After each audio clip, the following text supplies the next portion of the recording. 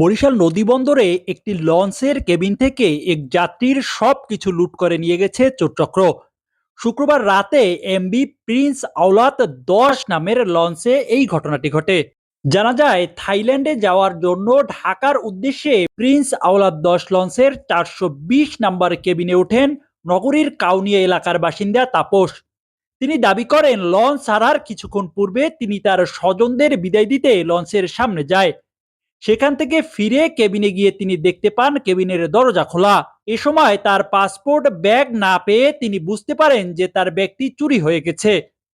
তার passport, dollar ও camera সহ বেশ কিছু মালামাল ওই চোর চক্র নিয়ে গিয়েছে বলেও জানায় তিনি। আমার পরশুদিন থাইল্যান্ডের ভিসা, থাইল্যান্ড এয়ারলাইন্সে আমি সেই উদ্দেশ্যেই বেরোইছি। তো লং ছাড়ার আগে যখন হুইসেল দিছে তখন আমি আমার ফ্যামিলি আরও লোক আসছে মানে আগাই দিতে, তাদের বিদায় দিতে সামনে গেছি। হয়তো 5 মিনিট সময় আমি আইসে দেখি আমার দরজা খোলা। তখনই আমি গিয়ে দেখি যে আমার ওই যে পাসপোর্টের ব্যাগটা আমি আবার লুকেই রাখছিলাম, সেইটা হাতেই দেখি যে নাই। তখনই বুঝি যে আমি আর কিছু দেখিনি। তখন আমি দৌড়ে এসে সিসি ক্যামেরা দেখি যে দুইজন অল্প বয়সী লোক এটা জানলা ভেঙে ওইটাই বের করছে। আমার নাম্বার 07125198874। তবে ওই যাত্রীর অসাবধানতার কারণেই এমনটি ঘটেছে বলে দাবি করেছেন লঞ্চের সুপারভাইজার। এই লোকটা অনেকক্ষণ যাবত ওনার পিছনে পিছনে ঘুরতেছে, মানে উনি কখন কেবিন সাইডে যাইবো উনি কাজটা করবো আমরা দেখতেছি। উনি যখন কেবিনের কাছে আসে তখন ওরা ওনার কাছে এসে দাঁড়ায়, আবার উনি যখন সরে ওনার পিছ দেয় কোন দিক যায়। যখন উনি সরিয়ে গেছে আস্তে করে জানলাটা খুলিয়ে হাত দিয়ে ভিতর থেকে লক খুলে ফেলেছে। এটা আমরাও তো চাই না, কখনো ঘটে না। দ্বিতীয়ত এটা অসাবধানতার কারণে তার হয়তো ওই যে জানলাটা লক করেন, এই কারণে ঘটনাটা ঘটে গেছে। লঞ্চটি ৯:৩০ বরিশাল ঘাট ত্যাগ করার কথা থাকলেও বিষয়টি সমাধানের জন্য প্রায় আধা ঘন্টার চেষ্টার পরে লঞ্চটি ঘাট ত্যাগ করেন রাত ১০টায়। অন্যদিকে বিলাসবহুল একটি লঞ্চে এমন ঘটনা ঘটায় ক্ষোভ প্রকাশ করেছেন যাত্রীরা। তাদের দাবি লঞ্চের যাত্রীদের কোনো নিরাপত্তা নেই। এছাড়া লঞ্চের স্টাফদের পরিচয় শনাক্তে ড্রেস কোডের পাশাপাশি নৌ পুলিশের নজরদারি বাড়ানো উচিত বলে মনে করছেন তারা। আর চোর শনাক্তে কাজ করবেন বলে জানিয়েছেন বরিশাল সদর নৌ থানা পুলিশের এই কর্মকর্তা।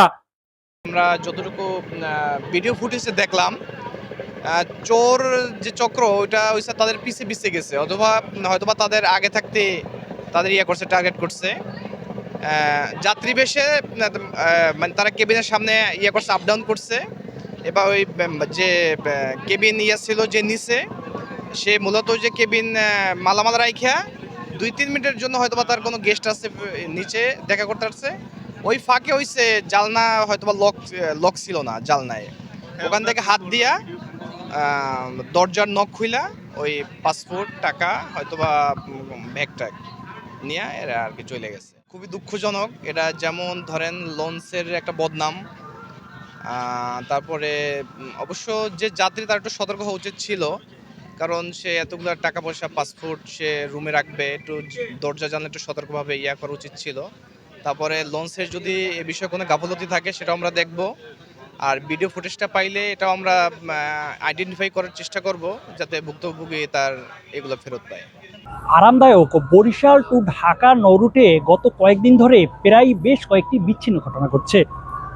বিচ্ছিন্ন এসব অপ্রীতিকর ঘটনা এড়াতে প্রশাসনের কঠোর নজরদারির পাশাপাশি যাত্রীদেরও সচেতন হওয়ার আহ্বান জানিয়েছেন সচেতন মহল।